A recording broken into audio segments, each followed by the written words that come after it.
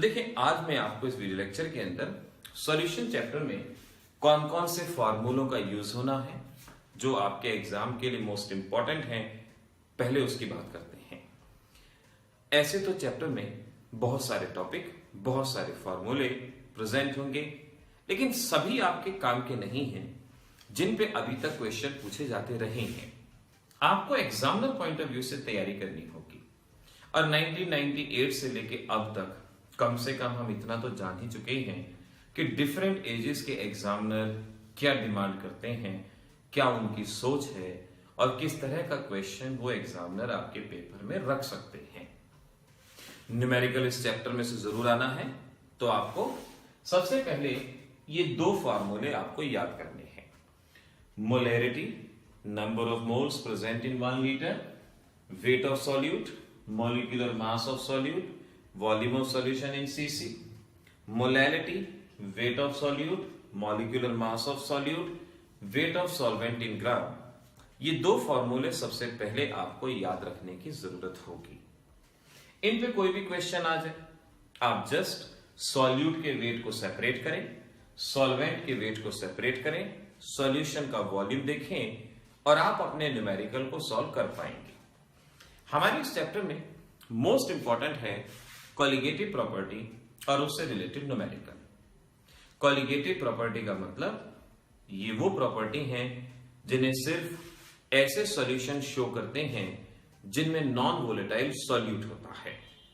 Non volatile solute से हमारा मतलब है जो वेपर्स नहीं बनाता, जैसे कार्बोहाइड्रेट्स हो गए, ग्लूकोज, शुगर एटसेट्रा, NaCl वगैरह, जो वेपर नहीं बनाते।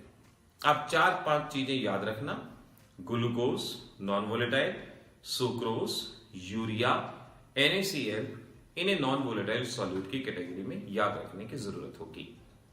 अब पहली कॉलिगेटिव प्रॉपर्टी है एलिवेशन इन बॉइलिंग पॉइंट, जिसका मतलब है अगर हम वाटर में नॉन वोलेटाइल सॉल्यूट मिलाएंगे तो उसका बॉइलिंग पॉइंट इंक्रीज हो जाएगा, बढ़ जाएगा। बॉइलिंग पॉइंट बढ़ता है, इसीलिए इसको एलिवेशन इन बॉइलिंग पॉइंट कहा जाता है। तो एलिवेशन इन बॉइलिंग पॉइंट यानी इंक्रीज इन बॉइलिंग पॉइंट क्या होगा? डेल्टा टीबी, जिसका मतलब है formula TB minus T not. TB stands for boiling point of solution, boiling point of solvent. तो जब हम नॉन वोलेटाइल सॉल्यूट मिलाएंगे तो बॉइलिंग पॉइंट बढ़ जाएगा, सॉल्यूशन माइनस सॉल्वेंट। इस तरह से आप पहला फार्मूला और दूसरा formula delta TB is equal to KB into M, ये है पहली कॉलिगेटिव प्रॉपर्टी के बीच में इस्तेमाल होने वाले फॉर्मूले। Delta TB elevation in boiling point, किसी भी न्यूमेरिकल में एलिवेशन इन बॉइलिंग पॉइंट निकालना है, डेल्टा टीबी निकालना है। एम है मोलैरिटी, मोलैरिटी का फॉर्मूला ऑलरेडी आपको दिया गया है। केबी को हम एब्यूलियोस्कोपिक कांस्टेंट के नाम से या मोलर एलिवेशन कांस्टेंट के नाम से जानते हैं। तो एब्यूलियोस्कोपिक कांस्टेंट क्या हुआ? केबी या मोलर एलिवेशन कांस्टेंट। दूसरी कॉलिगेटिव प्रॉपर्टी है डिप्रेशन इन फ्रीजिंग पॉइंट। नाम में ही है डिप्रेशन इन फ्रीजिंग पॉइंट, यानी फ्रीजिंग पॉइंट का डिक्रीज होना। आप किसी लिक्विड में नॉन वोलेटाइल सॉल्यूट अगर मिलाएंगे तो उसका फ्रीजिंग पॉइंट डिक्रीज हो जाएगा, डिप्रेशन इन फ्रीजिंग पॉइंट। इसे डेल्टा टीएफ से रिप्रेजेंट किया जाता है। और फ्रीजिंग पॉइंट अगर डिक्रीज हुआ है तो formula T not minus TF. Boiling point से उल्टा, यहां टीबी माइनस टी नॉट यानी सॉल्यूशन माइनस सॉल्वेंट, यहां है सॉल्वेंट माइनस सॉल्यूशन। सॉल्वेंट का फ्रीजिंग पॉइंट, सॉल्यूशन का फ्रीजिंग पॉइंट। और दूसरा formula delta TF, KF into M. M is molarity, KF को क्रायोस्कोपिक कांस्टेंट या मोलर डिप्रेशन कांस्टेंट के नाम से पहचाना जाएगा। अगर किसी भी न्यूमेरिकल में फ्रीजिंग पॉइंट या डिप्रेशन फ्रीजिंग पॉइंट का जिक्र हुआ है, ये आपने यूज करना है।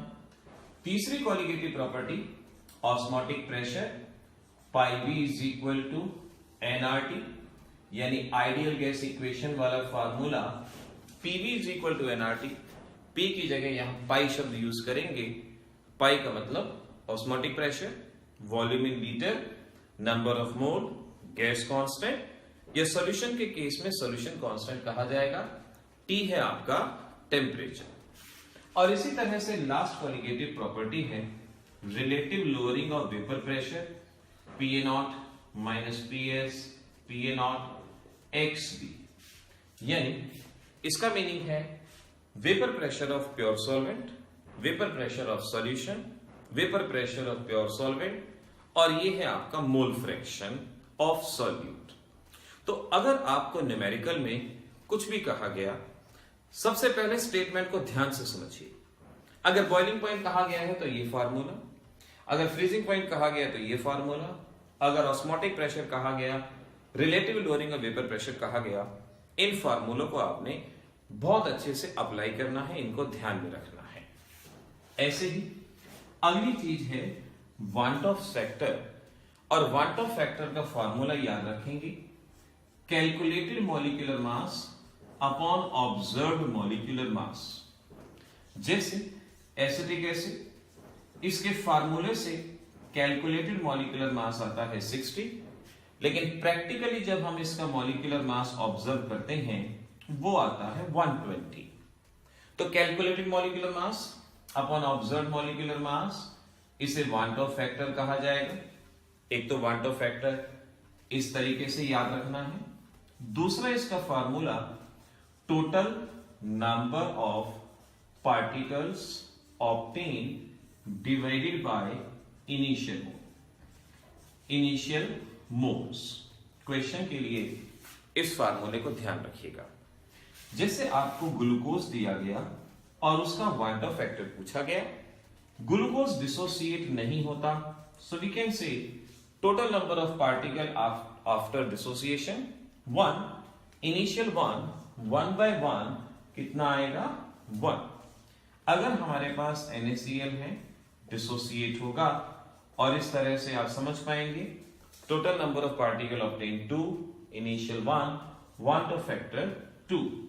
ऐसे ही एक और आपको रटना होगा, पोटेशियम फेरोसाइनाइड, डिसोसिएशन इस तरह से होता है, और यहां पर वांट ऑफ फैक्टर कितना रहेगा, जी हां आप समझ पाएंगे, particle obtain 4 + 1 5, initial mole 1, 5/1, want Hoff factor 5। इस तरीके से अगर वांट ऑफ फैक्टर निकालना हो आप ऐसे बता पाएंगे। जितना ज्यादा वांट ऑफ फैक्टर होगा उतना ही ज्यादा बॉइलिंग पॉइंट होगा, फ्रीजिंग पॉइंट होगा।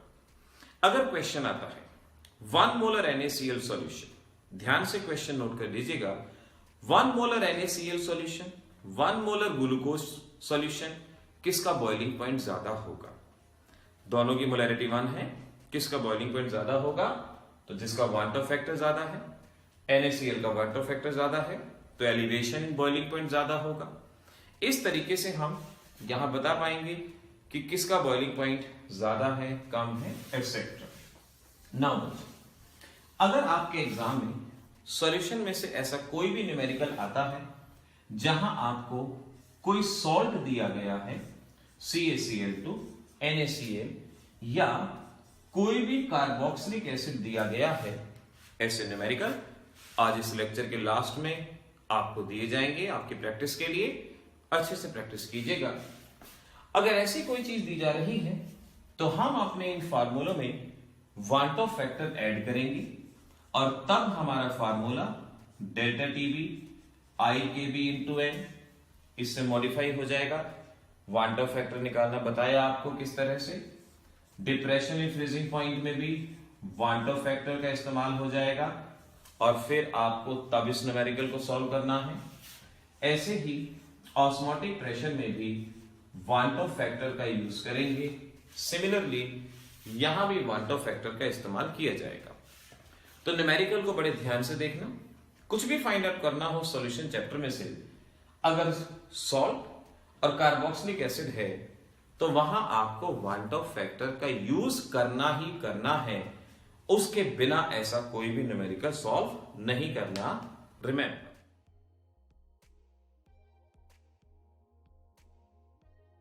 चुके हैं कि वांट ऑफ फैक्टर क्या है, नॉर्मल एबनॉर्मल मॉलिक्यूलर मास उससे कैसे डिटरमाइन करेंगे, एसोसिएशन, डिसोसिएशन, मॉलिक्यूलर स्टेट किस तरह से मालूम पड़ती है, ये सब कुछ हम वांट ऑफ फैक्टर के अंदर सीख चुके हैं। अब आइए सीखते हैं कि वांट ऑफ फैक्टर की एप्लीकेशन क्या है और किस तरह से हम डिफरेंट काइंड ऑफ प्रॉब्लम्स जो नीट एग्जामिनेशन और जेईई मेंस एग्जामिनेशन के बाद एडवांस वगैरह में पूछी जा सकती हैं, वो प्रॉब्लम्स कैसे सॉल्व करेंगे, आइए जानते हैं। देखिए, वांट ऑफ फैक्टर का फार्मूला जो हम यूज करते हैं वो आपको हमने बताया ही है। I is equal to total number of particle obtain, कितने पार्टिकल मिलते हैं आपको डिसोसिएशन या एसोसिएशन के बाद, डिवाइडेड बाय इनिशियल मोल। ये फार्मूला हमने सीखा था और इस फार्मूले के बेसिस पे कुछ प्रॉब्लम्स को सॉल्व किया। अब वांट ऑफ फैक्टर का पहला सिग्निफिकेंस है कि ये मॉलिक्यूलर स्टेट के बारे में बताता है, और ये भी आप पहले सीख चुके हैं कि अगर वांट ऑफ फैक्टर की वैल्यू 1 है तो इसका मतलब होगा neither dissociation nor association, molecular state unchange रहेगी। अगर van't Hoff factor less than 1 है इसका मतलब एसोसिएशन, अगर van't Hoff factor more than 1 है इसका मतलब डिसोसिएशन। तो वांट ऑफ फैक्टर का पहला सिग्निफिकेंस मॉलिक्यूलर स्टेट, ये हमने जाना। अब है वांट ऑफ फैक्टर का second significance calculation of degree of dissociation. Degree of dissociation को और इस बेसिस पे प्रॉब्लम्स को सॉल्व करते हैं। एक काफी इंपॉर्टेंट चीज इसको नीट एग्जामिनेशन में माना जा सकता है, जहां पर आप डिग्री ऑफ डिसोसिएशन की हेल्प से कई तरह की चीजें बता पाएंगे। आइए पहले सीखते हैं डिग्री ऑफ डिसोसिएशन। अल्फा से इसको रिप्रेजेंट किया जाता है, अल्फा। और डिग्री ऑफ डिसोसिएशन का मीनिंग है fraction of molecule dissociated out of 1 मोल। यानी अगर 1 मोल सब्सटेंस है, इसमें से कितना टूटता है उसे डिग्री ऑफ डिसोसिएशन कहा जाता है। डेफिनेशन याद रखना, fraction of molecule dissociated out of 1 मोल, 1 मोल में से कितना टूटता है उसे डिग्री ऑफ डिसोसिएशन कहते हैं। कुछ एग्जांपल लेते हैं, सॉल्व करते हैं। पहला एग्जांपल NaCl का, Na positive Cl negative. Suppose जब रिएक्शन नहीं हुई है, डिसोसिएशन नहीं हुआ, 1 मोल 0 मोल, और फिर हमने इसे कहा इसमें से कुछ डिसोसिएट हुआ, let this is alpha. Alpha is the degree of dissociation. 1 से मिलता है 1, अल्फा से अल्फा, 1 से 1, अल्फा से अल्फा। तो वांट ऑफ फैक्टर क्या हो जाएगा, total number of particle divide by initial mole. Total number of particle कितने हो गए, this one plus this one plus this one, 1 minus alpha plus alpha, initial mole 1, या 1 minus alpha plus alpha, और इसे solve कर लेंगे तो ये क्या बचेगा, 1 प्लस अल्फा। तो I is equal to 1 plus alpha और alpha is equal to I minus 1। इस तरह से हम degree of dissociation van't Hoff factor से बता पाएंगे क्या होगी। सिमिलरली अगर आपको कैल्शियम क्लोराइड दिया गया है, एग्जांपल नंबर 2 कैल्शियम क्लोराइड, बिल्कुल सेम ऐसे ही करने की कोशिश करें। 1 मोल डिसोसिएशन नहीं हुआ तो 0 0, इसमें से अल्फा डिसोसिएट हुआ, 1 से 1 मिलता है, अल्फा से अल्फा 1 से 2 मिलते हैं, यहां मिला 2 अल्फा। तो I is equal to total number of particle 1 minus alpha plus alpha 2 alpha, initial mole 1 हो जाएंगे। फर्दर सॉल्व करेंगे, I is equal to 1 plus 2 alpha और 2 alpha is equal to I minus 1, alpha is equal to I minus 1 by 2। ये हमारा formula develop हो जाएगा। तो degree of dissociation NaCl के लिए ये फार्मूला और CaCl2 के लिए ये फार्मूला। क्यों ना एक जनरल फार्मूला डेवलप कर लिया जाए, जनरल फार्मूला बना दिया जाए जो हर जगह एप्लीकेबल हो। तो जनरल फार्मूला हम ऐसे बनाएंगे, alpha is equal to I minus 1 N minus 1, alpha is equal to I minus 1 N minus 1। Degree of dissociation का जनरल फार्मूला। N क्या है, N है number of particle obtain. N is the number of particle obtain. 2 particle मिलते हैं, n की value 2, 2 minus 1 यही आएगा। n is the number of particle obtain, कितने मिलते हैं पार्टिकल 3, 3 माइनस 1 कितना आएगा 2, और यही फॉर्मूला रहेगा। इस तरह से हम डिग्री ऑफ डिसोसिएशन का ये फॉर्मूला यहां शिफ्ट कर देते हैं और इस बेसिस पे कुछ प्रॉब्लम्स को सॉल्व करेंगे। i-1, n-1 और n है number of particles obtain after dissociation, ये n की वैल्यू रहेगी। नाउ सपोज आपसे कहा गया find out degree of dissociation. अब डिग्री ऑफ डिसोसिएशन के बेसिस पे क्वेश्चन इक्विलिब्रियम के अंदर भी आएगा और जगह भी पूछा जाएगा। आपको डिग्री ऑफ डिसोसिएशन यहां से कैलकुलेट करनी आनी चाहिए।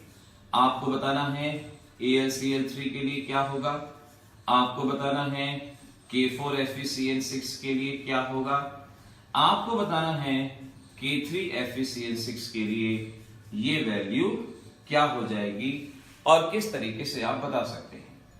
अब आप जानते हैं AlCl3 टूटेगा तो कितने पार्टिकल देगा, 4 पार्टिकल। अगर ये टूटेगा तो कितने देगा, 4 + 1 5 पार्टिकल। इसके डिसोसिएशन से मिलेंगे 3 + 1 4 पार्टिकल। तो कितने पार्टिकल मिलेंगे, यानी n की वैल्यू हमारे पास आ जाएगी।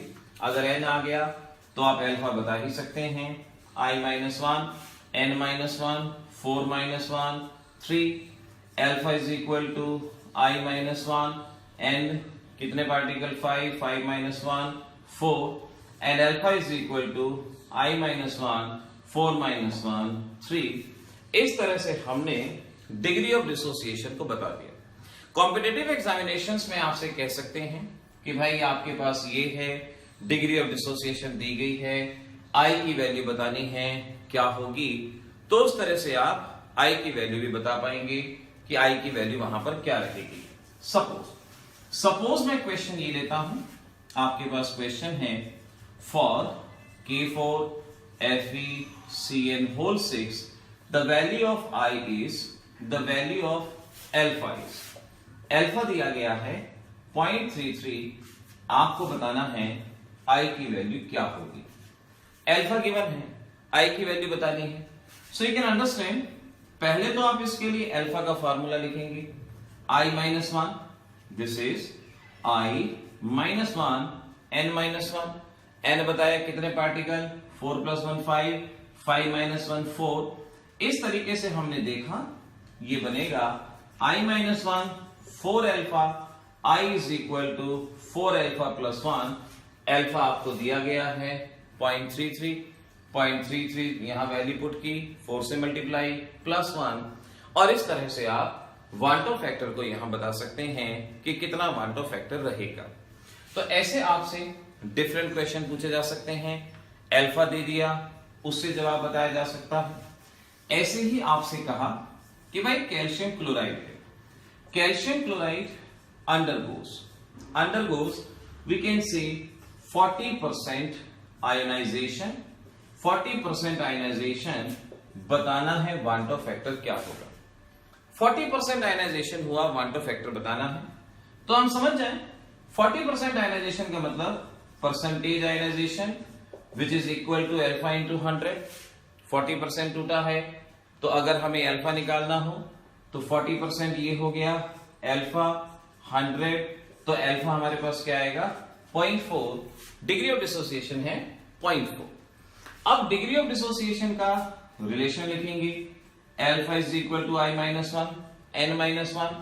n क्या है, कितने पार्टिकल मिलते हैं आप जानते होंगे, Ca+2 twice Cl negative 3 particle मिलेंगे, 3 - 1 2, so i-1 2 alpha, I is equal to 2 alpha + 1। Alpha आ चुका है 0.4, वैल्यू पुट करेंगे और इस तरीके से हम I की वैल्यू बता पाएंगे। I दिया हो तो अल्फा बता सकते हैं, परसेंटेज बता सकते हैं, परसेंटेज दी गई हो तो अल्फा बता सकते हैं, I बता सकते हैं। इस तरह से ये टाइप के क्वेश्चन सॉल्व होंगे। कल भी आपसे कहा था कि सिर्फ और सिर्फ कुछ इंपॉर्टेंट क्वेश्चन सॉल्व करने के पीछे नहीं भागना, आपको कोशिश करनी है, आपको ट्राई करनी है कि किस तरह से बेसिक्स को मजबूत किया जाएगा। अगर बेसिक आपका स्ट्रांग होगा तभी आप आगे बढ़ेंगे, तभी आप रैंक के हकदार होंगे। सिर्फ 5-6 इंपॉर्टेंट क्वेश्चन करने से बात नहीं बनेगी। कुछ ट्रिक्स जरूर होती हैं, लेकिन उन ट्रिक्स की भी लिमिटेशन होती हैं कि भाई वो कुछ ही तरह के फार्मूलों तक अप्लाई होंगी, बाकी नहीं होंगी।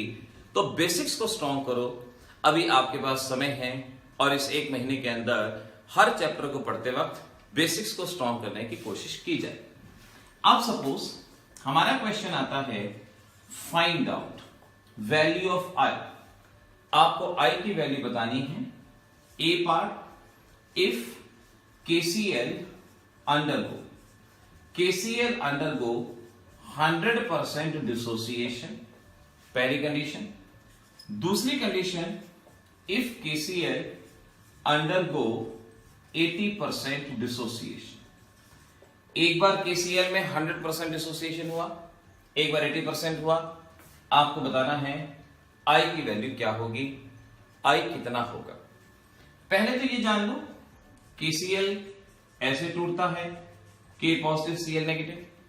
अगर अल्फा का फार्मूला लिखूंगा तो ये क्या आएगा, I-1, क्योंकि n क्या है, n की वैल्यू 2 आएगी, 2 - 1 1, and I is equal to, अगर हम I की वैल्यू निकालेंगे तो इधर आ जाएगा 1 प्लस अल्फा, ये हमारे पास बनेगा, तो I is equal to 1 plus alpha.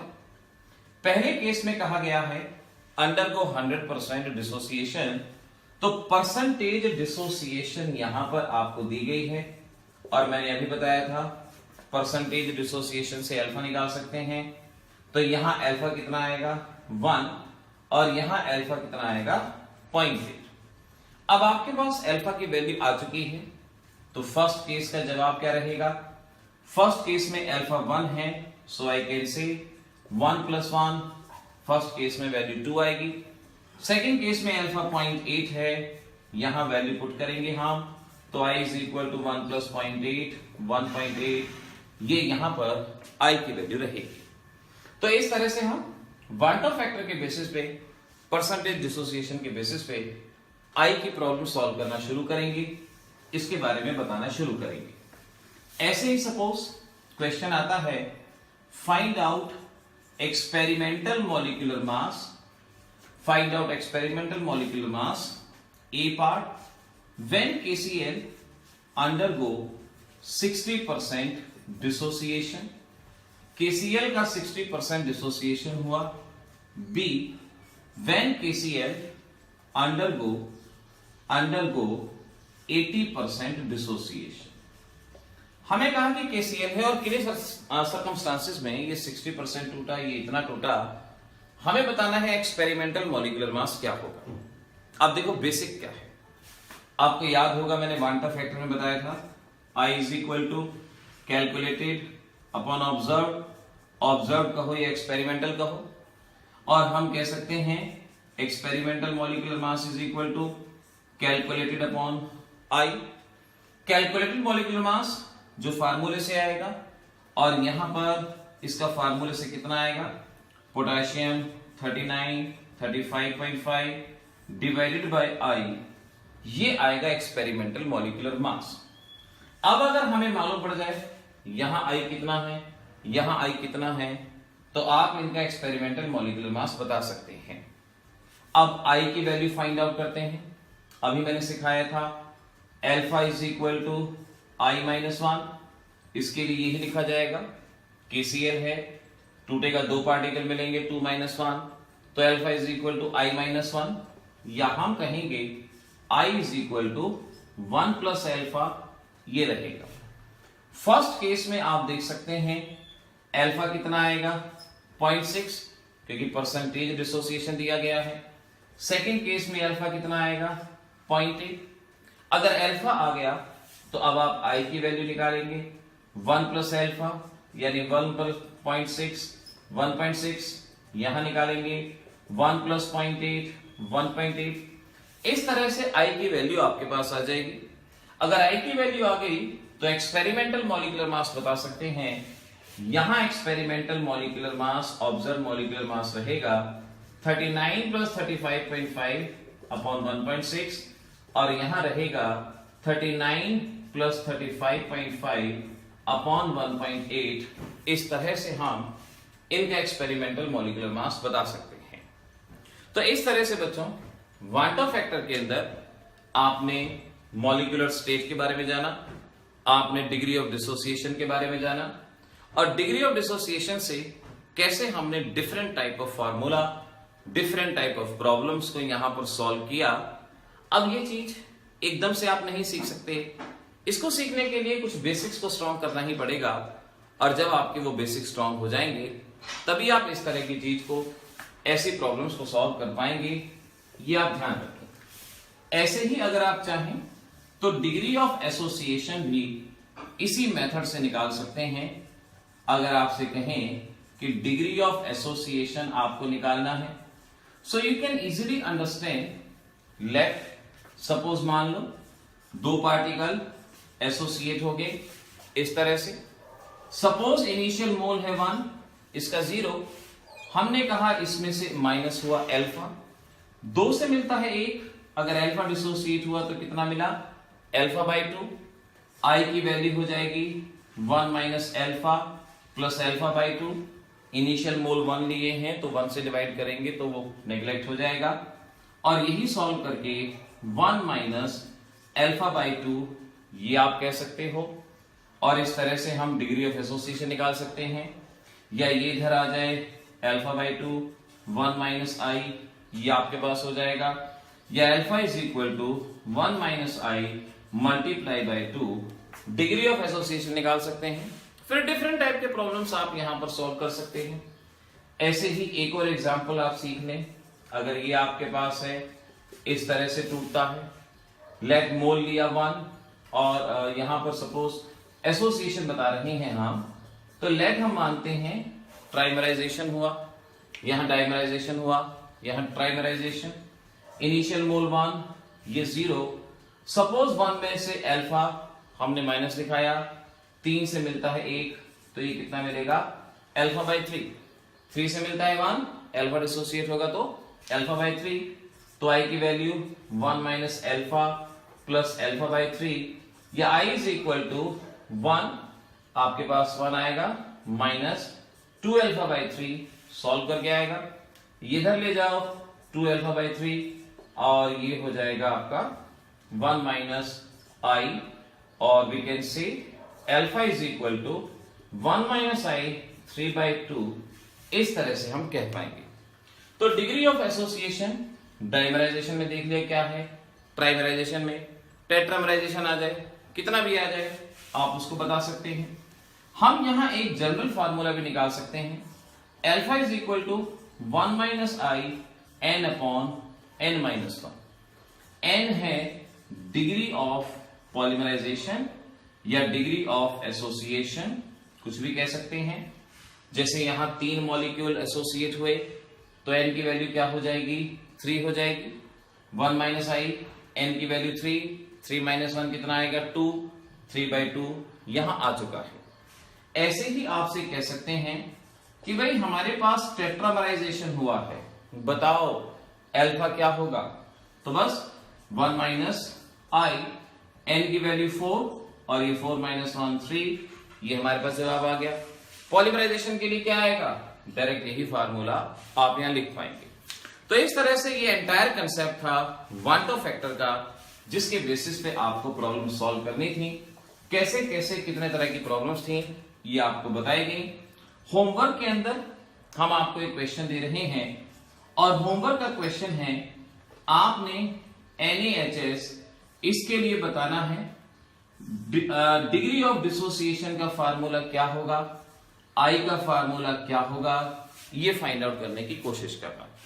काफी सारी चीजें एक्सप्लेन कर चुके हैं, और अब आपने सिर्फ और सिर्फ इसी के बारे में बताना है कि यहां पर क्या वैल्यू आएगी, किस तरह से आप इस केस में अल्फा वगैरह को बता सकते हैं। तो बच्चों इस तरह से देखते रहिए और अपनी पढ़ाई की तैयारी करते रहिए। कल के मॉक टेस्ट के आंसर हम आज पब्लिश करेंगे, उन आंसर्स को देखिए और उनको धीरे धीरे सॉल्व करने की कोशिश कीजिए। कोशिश करेंगे तो डेफिनेटली आप आगे बढ़ पाएंगे। तो दोस्तों आइए आज इस वीडियो के अंदर हम सीखते हैं कि सॉल्यूशन चैप्टर के न्यूमेरिकल्स को किस तरह से सॉल्व करना है, कौन कौन से फार्मूले हैं और वो कौन कौन से क्वेश्चन है जिस पे आपको ध्यान देना है। आइए चलते हैं लैपटॉप की तरफ और सीखते हैं सॉल्यूशन चैप्टर के न्यूमेरिकल्स। आइए बच्चों, आज यहां पर हम सीखते हैं किस तरह से सॉल्यूशन चैप्टर के न्यूमेरिकल्स को सॉल्व किया जाएगा और कॉलिगेटिव प्रॉपर्टी के इन न्यूमेरिकल्स में किन किन बातों का ध्यान रखना होगा। हमारे एग्जामिनेशन में सॉल्यूशन चैप्टर में से सबसे ज्यादा important numerical colligative properties plus want Hoff factor combination इनमें से ही दिए जाते हैं। आइए इस वीडियो के अंदर समझते हैं कि कॉलिगेटिव प्रॉपर्टी के न्यूमेरिकल्स को किस तरह से हमें करना होगा। सबसे पहले हमें यहां समझना है एलिवेशन इन बॉइलिंग पॉइंट। जैसे कि आप सभी जानते हैं 4 तरह की कॉलिगेटिव प्रॉपर्टी होती हैं। सबसे पहले एलिवेशन इन बॉइलिंग पॉइंट की बात करेंगे। आप ध्यान रखें, किसी भी लिक्विड के अंदर अगर आप नॉन वोलेटाइल सॉल्यूट मिलाते हैं तो उसका बॉइलिंग पॉइंट बढ़ता है। यहां पर दिया गया है T नॉट है boiling point of pure solvent, TB है बॉइलिंग पॉइंट ऑफ सॉल्यूशन। मेरी बताई गई बातों को साथ साथ नोट करते जाएंगे तो आसानी रहेगी। Boiling point of solvent, boiling point of solution, और डेल्टा TB है कि कितना बॉइलिंग पॉइंट इंक्रीज हुआ, इसे एलिवेशन इन बॉइलिंग पॉइंट के नाम से पहचाना जाएगा। दूसरा formula delta TB is equal to KB into M। KB को हम कहते हैं मोलर एलिवेशन कांस्टेंट, इस नाम से KB को भी जाना जाएगा। और मोलैलिटी की वैल्यू को अगर यहां रख दिया जाए तो मोलैलिटी की जगह आप समझ पाएंगे wait of solute, molecular mass of solute, weight of solvent into 1000। इस तरह से 1, 2 एंड 3 इन 3 फार्मूलाज का हमें यूज करना है। अगर हमें मोलैलिटी दी गई है तो फार्मूला नंबर 2, अगर वेट दिया गया है तो फार्मूला नंबर 3 का हमें यूज करना है। स्टेटमेंट को ध्यान से समझिएगा कि बॉइलिंग पॉइंट ऑफ सॉल्वेंट क्या है, सॉल्यूशन क्या है, या एलिवेशन यानी इंक्रीज इन बॉइलिंग पॉइंट कितना आपको दिया गया है। आइए 2 एग्जाम्पल के जरिए जरा इसको और हम अच्छे से समझते हैं। सपोज आपको ये क्वेश्चन दिया गया कि आपके पास 2 gram non volatile solute dissolve in 50 gram of water. इसी लाइन से हमें समझ में आ जाना चाहिए कि वेट गिवन है। अब सिलेक्ट कीजिए 1, 2, 3 वेट किस फार्मूले के अंदर है। So you can understand weight हमें फार्मूला नंबर 3 के अंदर दिया गया है, तो हमें इस फार्मूले का यूज करना होगा। दोबारा से statement, 2 gram of solute, solute का वेट ये दिया गया, dissolve in 50 gram of water, water यानी सॉल्वेंट, यहां पर इसका वेट दिया गया, increase of boiling point by 1.93, यानी इतना बॉइलिंग पॉइंट इंक्रीज हुआ। ये है आपके पास delta TB। So delta TB आपको दिया गया है, weight of solute, weight of solvent दिया गया है, मॉलिक्यूलर मास निकालना है आपको, KB की वैल्यू दी गई है। तो अगर आपको फॉर्मूले पहले अच्छे से याद होंगे तो आप न्यूमेरिकल्स में वैल्यू को आसानी से पुट कर पाएंगे, तुरंत जवाब मिलेगा। तो मुझे उम्मीद है कि यहां इस वैल्यू को पुट करके आप मॉलिक्यूलर मास बड़ी आसानी से फाइंड आउट कर सकते हैं। एक और एग्जांपल यहां पर समझते हैं हम। हमारा नेक्स्ट एग्जांपल है what is the boiling point of solution containing 80 gram of glucose in 100 gram of water, KB given है। अब स्टेटमेंट को देखिए ध्यान से, क्या फाइंड आउट करना है? Boiling point of solution. Boiling point of solution कहां है, ढूंढिए। क्या डेल्टा TB को बॉइलिंग पॉइंट कहते हैं? नहीं, ये एलिवेशन इन बॉइलिंग पॉइंट होता है। बॉइलिंग पॉइंट ऑफ सॉल्यूशन है यानी TB, और TB हमारे इस फार्मूले के अंदर प्रेजेंट है। यानी हमें अपने इस फार्मूले का तो यूज करना ही करना है, क्योंकि हमें बॉइलिंग पॉइंट ऑफ सॉल्यूशन निकालना है। उसके साथ साथ हमें वेट भी दिया गया है, तो हमें इस वेट वाले फार्मूले का भी यूज करना होगा। किस तरह से? 18 ग्राम ऑफ ग्लूकोज यानी वेट ऑफ सॉल्यूट 18 ग्राम है, वेट ऑफ सॉल्वेंट 100 है, मॉलिक्यूलर मास ग्लूकोज का 180 रहेगा, KB की वैल्यू। इन सभी वैल्यू को यहां रखेंगे और डेल्टा TB निकालेंगे। यहां से जो भी डेल्टा TB आएगा उसे यहां पुट करेंगे तो बॉइलिंग पॉइंट ऑफ सॉल्यूशन आएगा। Boiling point of solvent, solvent क्योंकि वाटर है और वाटर का बॉइलिंग पॉइंट हम जानते हैं डिग्री सेंटीग्रेड में लेंगे तो 100 डिग्री सेंटीग्रेड, केल्विन में लेंगे तो 373 केल्विन, ये आपके ऊपर डिपेंड करता है। और इस तरह से वैल्यू पुट करके आपका जवाब आना चाहिए 100.52 डिग्री सेंटीग्रेड। जरूर इस वैल्यू को पुट करके देखें, इस न्यूमेरिकल को सॉल्व करके देखें। हमारी नेक्स्ट कॉलिगेटिव प्रॉपर्टी है depression in freezing point. Depression in freezing point के भी फॉर्मूले ऑलमोस्ट वैसे ही हैं जैसे एलिवेशन इन बॉइलिंग पॉइंट में, जरा सा इसके अंदर फर्क है। तो जानते हैं कहां पे है। पहला फॉर्मूला डेल्टा टीएफ, इसे डिप्रेशन इन फ्रीजिंग पॉइंट। किसी भी नॉन वोलेटाइल सॉल्यूट को अगर हम लिक्विड में डालते हैं तो उसका फ्रीजिंग पॉइंट डिक्रीज होता है। कितना डिक्रीज होता है? वो depression in freezing point delta TF कहा जाता है।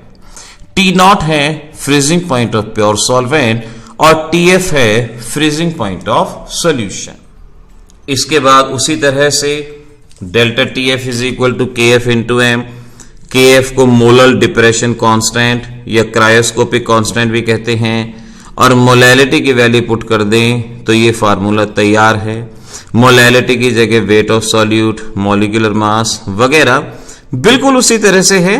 फर्क बस यहां है, एलिवेशन इन बॉइलिंग पॉइंट में सॉल्यूशन का बॉइलिंग पॉइंट माइनस सॉल्वेंट का होता है, लेकिन यहां सॉल्वेंट का फ्रीजिंग पॉइंट माइनस सॉल्यूशन का फ्रीजिंग पॉइंट इस तरह से लिया जाएगा। आइए देखते हैं न्यूमेरिकल। सपोज आपको ये न्यूमेरिकल दिया गया, देखिए ध्यान से, क्या समझ पाएंगे कौन सा फार्मूला। यहां गिवन है 2 gram of non volatile, wait given है। एकदम से दिमाग क्लिक करेगा, वेट कौन से फार्मूले में है? थर्ड फार्मूले के अंदर, और किसी में तो वेट है ही नहीं, तो सीधी सी बात है थर्ड फार्मूले का यूज होगा। 2 gram of non volatile solute dissolve in 50 gram of water. Solute का वेट गिवन है, वाटर यानी सॉल्वेंट का वेट गिवन है। लोअरिंग ऑफ फ्रीजिंग पॉइंट यानी इतना फ्रीजिंग पॉइंट डिक्रीज हुआ, यानी डेल्टा टीएफ दिया गया है।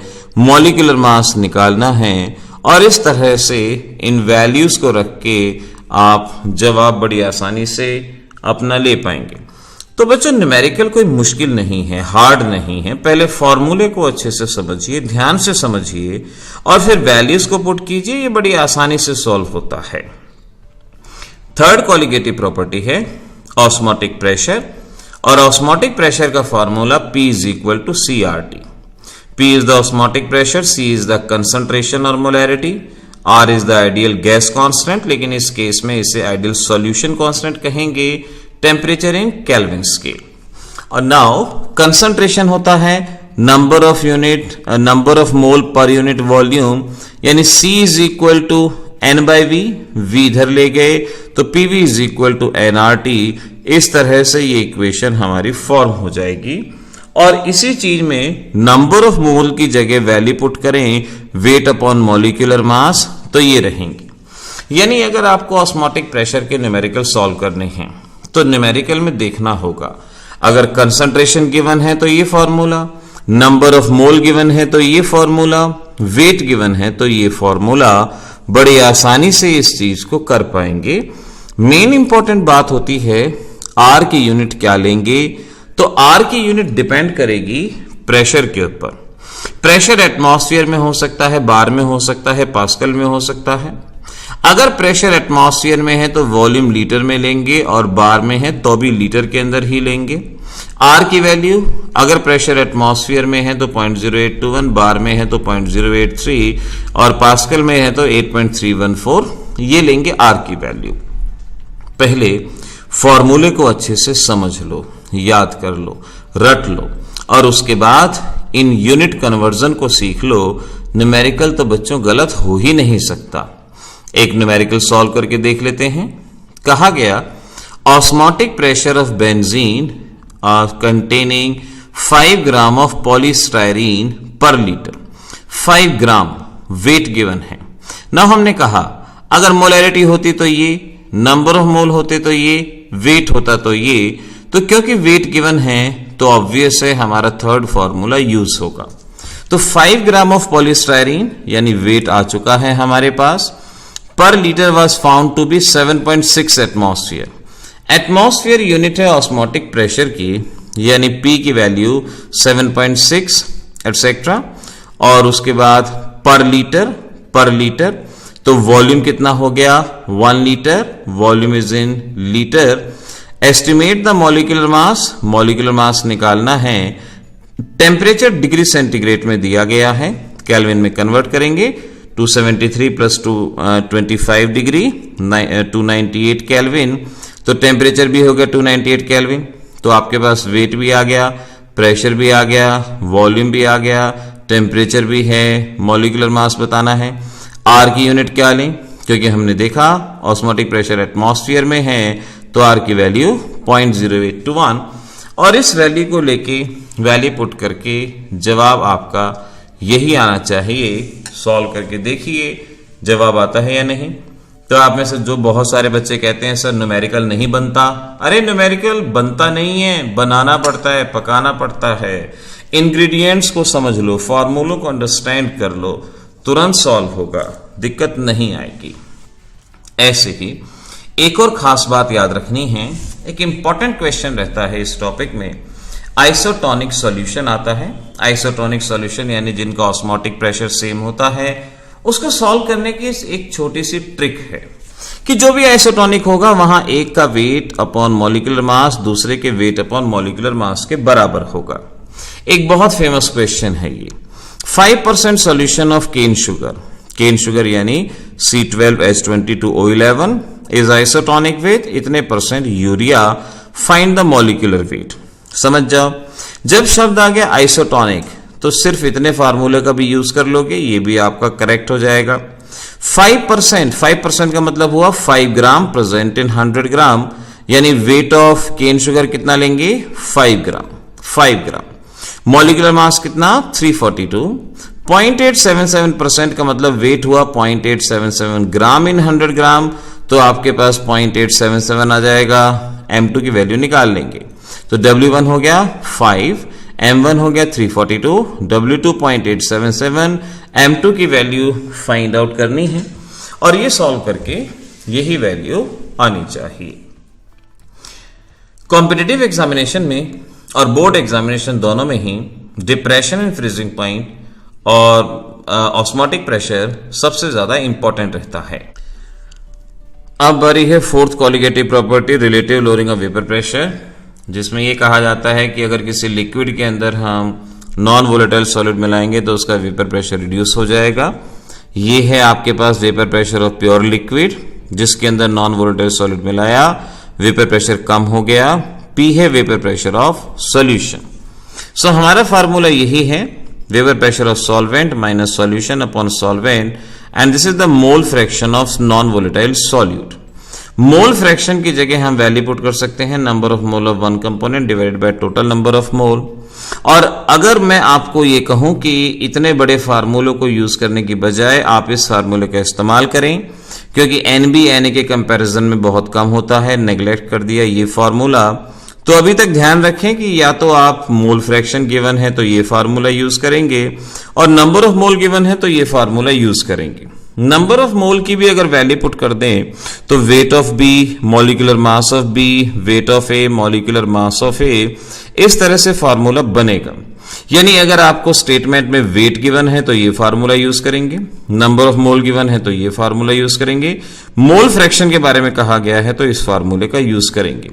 यहां एक मोलैलिटी और मोल फ्रैक्शन का फार्मूला भी शॉर्ट ट्रिक में याद रख लीजिए कि अगर आपके पास मोल फ्रैक्शन ऑफ सॉल्यूट आ जाएगा तो आप सॉल्वेंट का मोल फ्रैक्शन निकाल के मोलैलिटी बड़ी आसानी से सॉल्व आपकी हो जाएगी, ये बड़ी आसानी से न्यूमेरिकल बन जाएगा। Now let's see, question given है, फाइंड आउट मोलैलिटी, तुरंत समझ जाएंगे ये फार्मूला।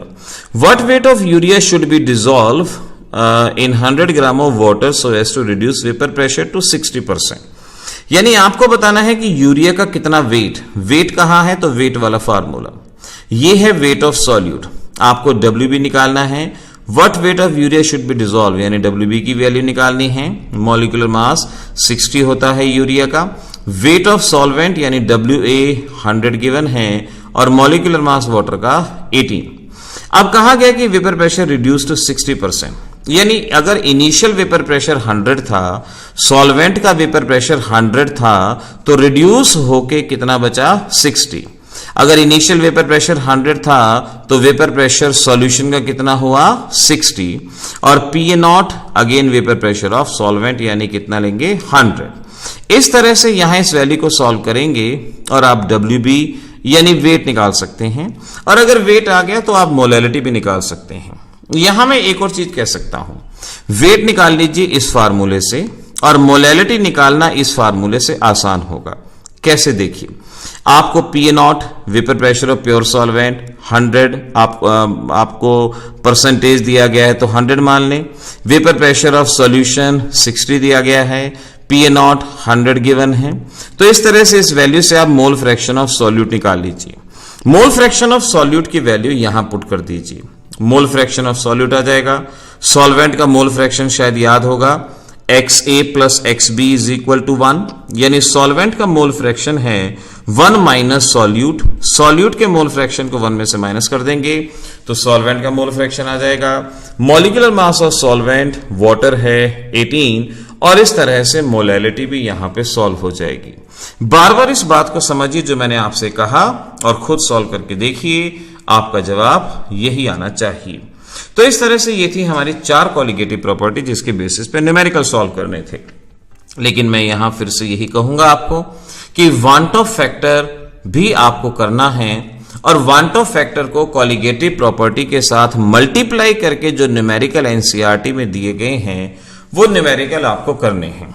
चैनल पे ऑलरेडी वीडियो अपलोडेड है, तो इस तरह से आप want Hoff factor plus colligative property और इनके जो एनसीईआरटी में गिवन क्वेश्चन हैं उन्हें आपने जरूर करना है।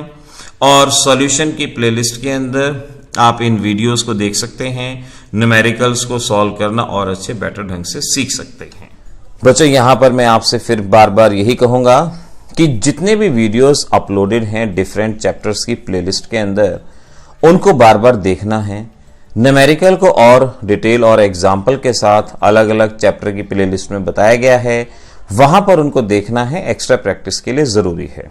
वैसे तो इस वीडियो के अंदर हमने सॉल्यूशन के इंपॉर्टेंट न्यूमेरिकल को सॉल्व करने का मेथड ऑलरेडी कवर कर दिया है। ऐसे ही तैयारी करते रहिए और all the best, happy examination.